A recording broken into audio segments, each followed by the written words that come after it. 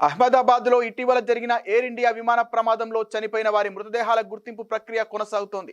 Ahmedabad civil ఆసుపత్రిలో DNA పరీక్ష ద్వారా ఇప్పటి వరకు 87 మృతదేహాలను అధికారులు గుర్తించారు.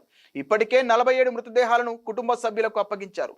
ఇక గుర్తించిన మిగతా మృతదేహాలను సైతం కుటుంబ సభ్యులకు అప్పగించనున్నారు.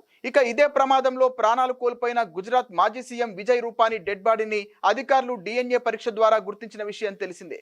మరోవైపు ఎయిర్ ఇండియా విమానానికి చెందిన కాక్పిట్ వాయిస్ రికార్డర్ దొరకడంతో దర్యాప్తు ముమ్మరం చేసినట్లు అధికారులు వెల్లడించారు.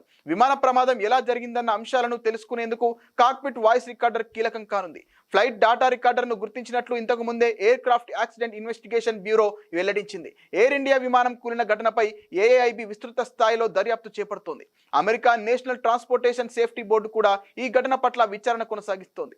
అలాగే ఎయిర్ ఇండియా విమానం అమెరికాకు చెందిన బోయింగ్ సంస్థది కావడంతో ఆ దేశం కూడా విచారణలో సహకరిస్తోంది. బోయింగ్ కంపెనీకి చెందిన నిపుణులు కూడా ఈ రోజు అహ్మదాబాద్ చేరుకున్నారు. విమాన దుర్ఘటనపై వాళ్ళు దర్యాప్తు చేపట్టనున్నారు. కూలిన విమానం 7878 డ్రీమ్ లైనర్ మోడల్ కావడంతో బోయింగ్ సంస్థ ఈ ఘటనపై సమగ్ర స్థాయిలో విచారణ చేపట్టనుంది.